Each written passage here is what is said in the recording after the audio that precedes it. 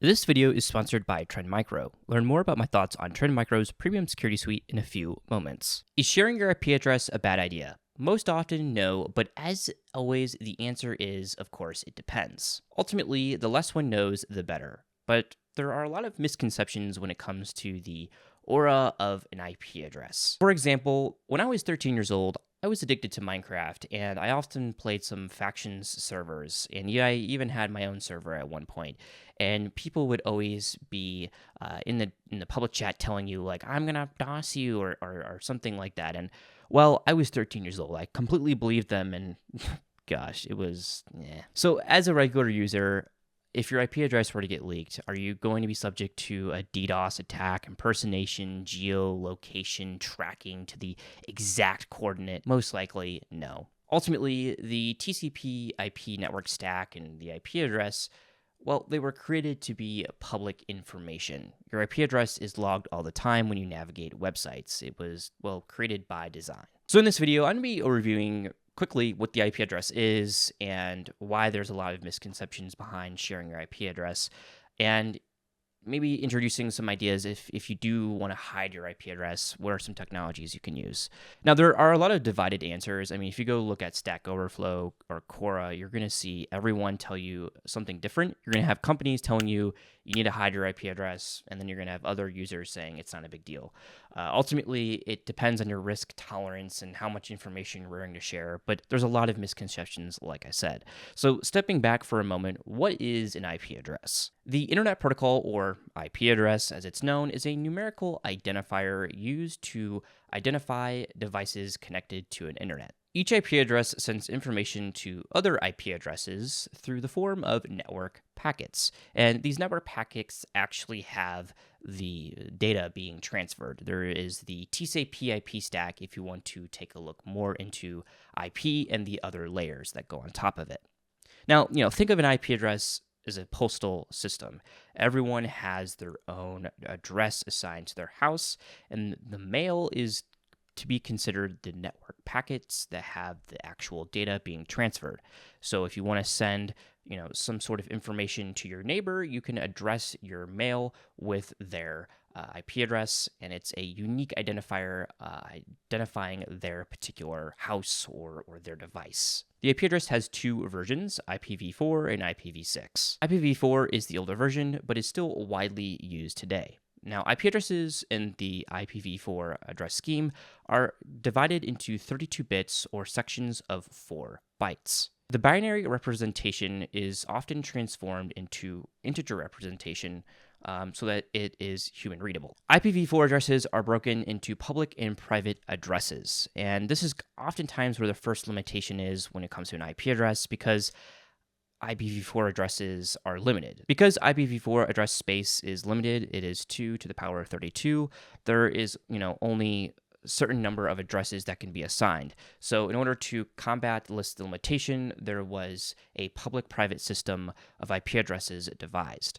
Now, the majority of end-user workstations have a private IP address assigned to their internal LAN. So when you type in ipconfig or IP address on a Linux machine, what you're seeing typically is an private IP address. These private IP addresses really have limitations. If someone were to get your private IP address, they can't go out and DOS you. Private IP addresses ultimately get converted into public IP addresses, and this takes place through network address translation, or NAT. Now, the residential router that is typically in your home network actually has the public IP address assigned. And one of the many functionalities of routers is converting these private IP addresses into one public IP address. And typically this is through the form of PAT, or port address translation, in a home network situation. Now, sharing your private IP address is meaningless because routers effectively serve as a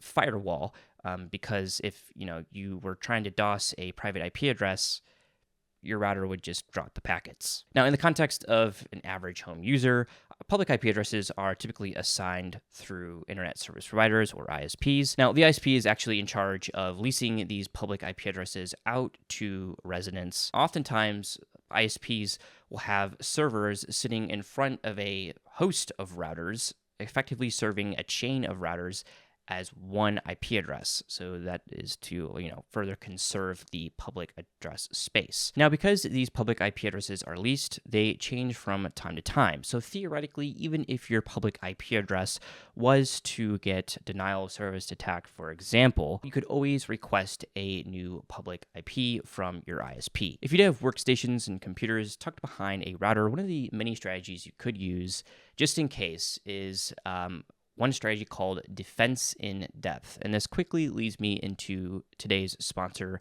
Trend Micro Premium Security Suite. So Trend Micro's Premium Security Suite offers device and identity protection for PCs, Macs, mobile phones, and tablets. The Premium Security Suite comes with antivirus protections against known malware, viruses, and ransomware, but also offers a suite of other features. This includes mobile device security, which blocks against phishing websites, mobile malware, provides access to the VPN Proxy 1 for browsing when you're perhaps browsing over public Wi-Fi, which offers that extra layer of precaution, dark web monitoring for your email address, personal contact information, and known passwords, and a password manager to securely store your passwords. My favorite part about Trend Micro's offer is their device-centric model. So you can add, of course, AV protections to your workstations, but you have phones and tablets which you can also download their app. And I think that makes it something that's different than other products offered out in this space. The Trend Micro's Premium Security Suite offers and provides security up to 10 devices by standard. Using the coupon code here on the screen or in the description below, you can get 10% off your subscription.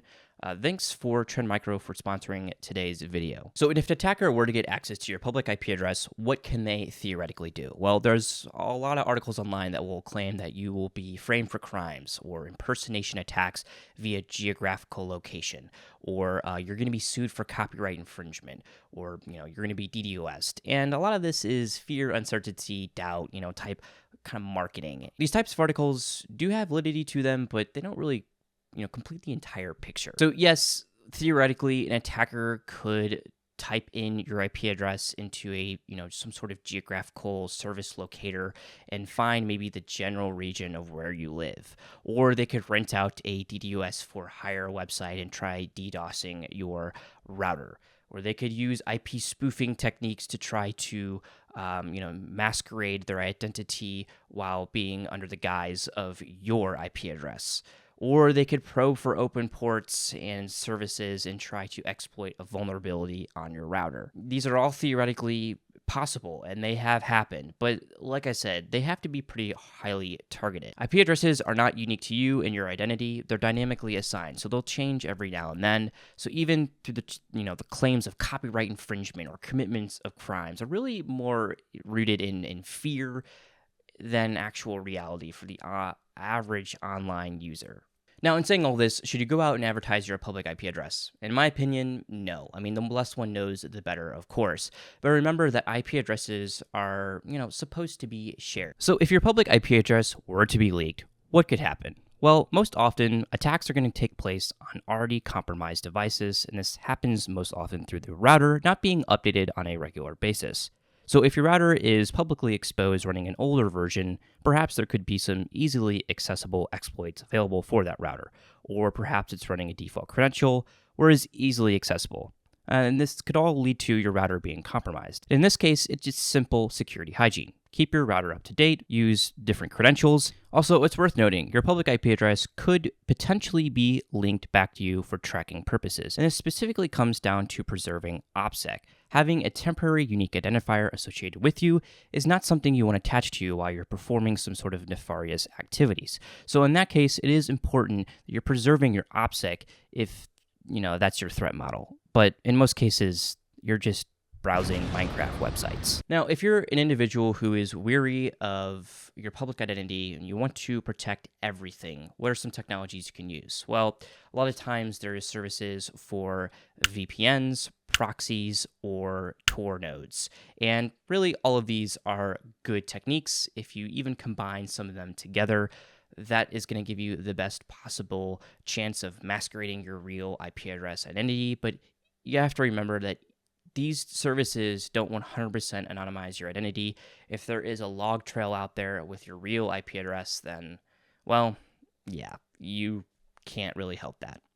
Overall, in my opinion, as an average at home user or even somebody in the tech space, you can continue to browse the internet with your ISP issued public IP address. You just have to make sure to watch out for those Minecraft hackers. And of course, I'm literally just joking. So, yeah, terrible humor. And that ends today's video. Hopefully, you've learned something new. And yeah, until the next time, no, have a good day.